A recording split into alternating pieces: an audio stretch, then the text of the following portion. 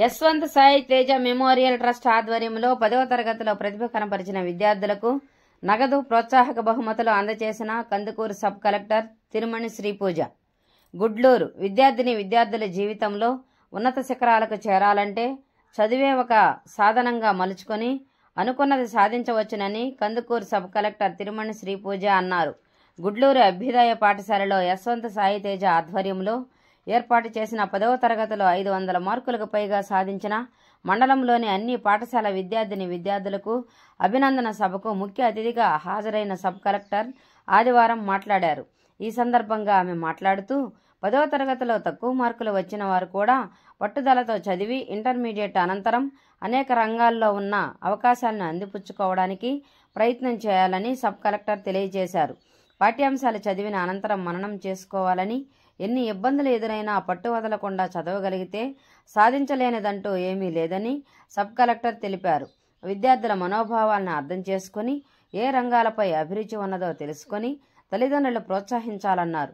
Principals, ఉపాధ్యాయులు కూడా విద్యార్థులకు అర్థమయ్యే విధంగా ఒత్తిడి లేకుండా బోధించాలన్నారు. ఎలక్ట్రిక్ రంగంలో సెల్ ఫోన్ ఒక ఆయుధంగా ఉపయోగించుకోవచ్చని విద్యార్థులకు తెలియజేశారు. సెల్ ఫోన్లు ఛార్జ్ ఫిట్ అనే ఆప్షన్ ద్వారా 1620 సంవత్సరాలకు సంబంధించిన శాస్త్రవేత్తలు తెలియజేసిన సమాచారం ఏ రంగాల్లో ఉపాధి అవకాశాలు ఉన్నాయో తెలుసుకోవడం, ఆసక్తి ఉన్న రంగాలపై పట్టు సాధించేందుకు ప్రతి విద్యార్థి ప్రయత్నం చేయాలన్నారు. పాఠశాల ప్రిన్సిపల్ కలగారెడ్డి అధ్యక్షత వహించారు. 10వ తరగతిలో ప్రతిభ కనపరిచిన ప్రతి విద్యార్థులకు సబ్ కలెక్టర్ శ్రీపూజ చేతుల మీదుగా నగదు ప్రోత్సాహక బహుమతులు అందజేశారు.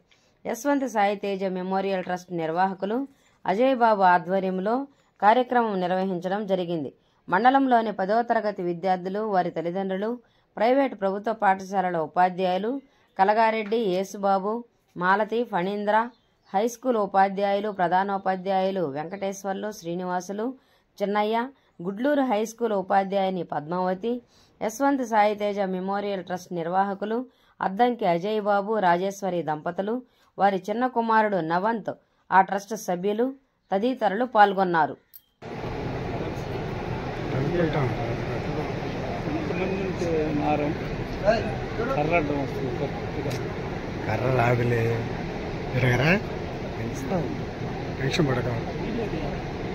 వీడియో చేస్తాను నవంత్.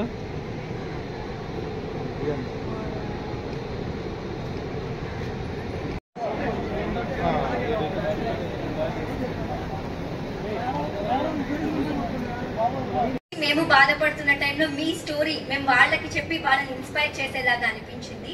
నేను డెఫినెట్లీ ఈ స్టోరీని నేను 10 చోట్ల నేను చెప్తాను, వాళ్ళని కూడా ఇన్స్పైర్ చేయడానికి చూస్తాను. Thank you. You are a beautiful inspiration for all of us. ఏదైతే ఇన్స్పైర్ చేస్తున్నారో పిల్లలకి, ఇది నేను జనరల్ గా చేస్తున్నారు, ట్రస్ట్ తర్వాత చేస్తున్నారు అనే ఉద్దేశంతో ఉన్నాను. ఇక్కడికి వచ్చి పలువురితో మాట్లాడిన తర్వాత తెలిసింది ఏంటంటే, ఇది ఏదైతే ఉందో వాళ్ళకి మంచి ఉద్దేశం ఎప్పటి నుండో ఉంది. భార్గవి గారితో కూడా చెప్తున్నప్పుడు ఏమని తెలిసిందంటే, వాళ్ళ పిల్లల్ని అలానే ఊర్లో 10 మంది పిల్లల్ని వాళ్ళ స్కూల్లో చదువుతున్న పిల్లల్ని బయటికి పంపి మిమ్మల్ని మీ టాలెంట్ ఇక్కడ లిమిట్ అయిపోతుంది, మీకు ఇంకా పొటెన్షియల్ ఉందని బయటికి పంపుతున్నారు అంటే అది కూడా చిన్న విషయం కాదు. నేను ఒక చిన్న స్కూల్లో చదివాను. నేను చిన్న స్కూల్లో బాగా చదువుతున్నప్పుడు నాకు తెలిసింది ఏంటంటే, మా స్కూల్ వాళ్ళు నన్ను అక్కడే ఉంచుకుందాం అనుకున్నారు. వాళ్ళకి బోర్డు పెట్టుకోవాలి, రిజల్ట్ చూపించుకోవాలి అని ఉంటుంది. మేము కూడా ఆబ్వియస్లీ అలానే ఉన్నాము. కానీ వీళ్ళు వాళ్ళ స్కూల్లో ఏదో రిజల్ట్స్ డెమాన్స్ట్రేట్ చేసుకోవాలని కాకుండా ఆ పిల్లల పొటెన్షియల్ కోసం బయటికి పంపించడం అనేది కూడా చాలా చాలా ప్రశంసనీయమైనది. కాబట్టి దీనికి కూడా నేను చాలా నమస్కారాలు చెప్తున్నాను. సో ఈ రోజు ఈ ప్రోగ్రామ్ అనేది ఏదైతే ఉందో దానికి సంబంధించి ఇక్కడ జరుగుతున్న అప్రిషియేషన్ ఏదైతే ఉందో ఇది మీకు తొలి మెట్టులాగా పిల్లలు, తల్లిదండ్రులు చూడాలి. సుమారు 12 సంవత్సరాల క్రితం నేను 10th క్లాస్ పాస్ అయినప్పుడు ఇలానే ఒక చిన్న ఫెలిసిటేషన్ అప్పుడు 10/10 వచ్చింది. నేను చాలా హ్యాపీగా ఉన్నాను. కానీ ఇక్కడ దీని తర్వాత ఏం జరుగుతుంది అనేది చాలా గుర్తుపెట్టుకోవాల్సిన విషయం పిల్లలకి, తల్లిదండ్రులకు కూడా. ఎందుకంటే మనం చిన్న ఊర్లలో, అంటే మనం ఏదో హైదరాబాద్ లోనో ఇంటర్నేషనల్ స్కూల్లో, విజయవాడ ఇంటర్నేషనల్ స్కూల్స్ లో చదవలేదు. ఇక్కడ ఎవరైతే ఇక్కడ లోకల్ గా చదివిన వాళ్ళకి ఏమవుతుందంటే, ఇలా చిన్న బావిలోంచి పెద్ద చెరువులోకి వెళ్ళినట్టు. ఇక్కడ చిన్న కాంపిటీషన్ చూస్తాం, నలుగురిలో మనమే ఫస్ట్ ఉంటాం, మనమే గొప్పగా ఫీల్ అవుతూ ఉంటాం. ఒక్కసారిగా పెద్ద కాంపిటీషన్ ఫీల్ అయినప్పుడు ఆత్మన్యూన్యత వచ్చేస్తుంది. అవునా, నేను అక్కడే ఫస్ట్, ఇక్కడ ఏం కాదా అని చెప్పేసి. నేనే డైరెక్ట్ ఎగ్జాంపుల్. 10th క్లాస్ వరకు నేను అన్నిట్లో ఫస్ట్, టౌన్ లో ఫస్ట్, మండలిలో ఫస్ట్, అన్నిట్లో ఫస్ట్. 10th క్లాస్ అయిపోయి ఇంటర్ లో శ్రీ చైతన్య హైదరాబాద్ లో జాయిన్ అయ్యాను. సడన్ గా నాకంటే బాగా చదివేవాడని చూస్తే అది ఒక షాక్ లాగా అనిపిస్తుంది. అవునా, నేనంత టాపర్ని కాదా, నేనే ఫస్ట్ రాని పరిస్థితులు కూడా ఉంటాయా, ఇలాంటివన్నీ అనిపించినప్పుడు ఏదైతే మనం ఏం కాదు, నేను ఇంకొక వాళ్ళు రోజుకి 8 గంటలు చదివి ఇంకో 2 hours చదివి ఇంకా పెంచుకోగలను అని కానీ మనం ఆత్మస్థైర్యంగా నింపుకుంటే క్రాస్ చేయగలం. కానీ నేను అక్కడ ఫెయిల్ అయ్యాను, నేను అక్కడ ఇబ్బంది పడ్డాను, నేను అక్కడ ఫీల్ అయ్యాను. అవునా, వీళ్ళకి ఎప్పటి నుంచో 6th క్లాస్ నుంచి ఫౌండేషన్ ఉంది, వీళ్ళు అప్పటి నుంచే గూడూరులో చదివి ఉన్నారు, విజయవాడలో చదివి ఉన్నారు, కేకేఆర్ గౌతమ్స్ లో చదివి ఉన్నారు, వీళ్ళు చాలా ముందు ఉన్నారు, వీళ్ళకి ట్రిగ్నోమెట్రీ, ఇంటిగ్రేషన్, డిఫరెన్షియేషన్ వీళ్ళకి 10th లోనే వచ్చు, వీళ్ళతో నేను ఇక్కడ కాంపిటీషన్ కి వస్తాననే ఫీలింగ్ లో వచ్చాను. అలా అలా అలా అలా తక్కువ ఎఫర్ట్స్ కూడా పెట్టాను, ఎక్కువ ఎఫర్ట్స్ మానేసి తక్కువ ఎఫర్ట్స్ పెట్టాను. సరేలే నాది ఎక్కడ అవుతుంది అని చెప్పేసి ఐఐటి క్రాక్ చేయలేకపోయాను, ఎన్ఐటికే పరిమితం అయ్యింది నా సీట్. కానీ అది ఏదైతే అక్కడ పడిందో నా మైండ్ లో, నేను అంత గ్రేట్ కాదేమో అదేమో అని చెప్పేసి అది కంటిన్యూ అవుతూ వచ్చింది. బీటెక్ లో కూడా ఆల్రెడీ కోడింగ్ నేర్చుకుని వచ్చిన వాళ్ళు ఉన్నారు, ఆల్రెడీ హార్డ్ చిప్స్ మీద, ఐసీస్ మీద, ఆర్డినోస్ మీద వర్క్ చేసి వచ్చి ఉన్నారు. ఇక్కడ కూడా నేను అంత చేయలేనేమో, అదే మనకి ఆయనంతా చూద్దాము అని చెప్పేసి మనం తక్కువ వర్క్ చేస్తాం. ఎప్పుడైతే ఫస్ట్ వస్తూ ఉందో దానికోసం వర్క్ చేస్తాం. ఇప్పుడు ఫస్ట్ నాది కాదు అని నేను కానీ సరే అని సెటిల్ అయిపోతే ఇంకా వర్క్ చెయ్యము.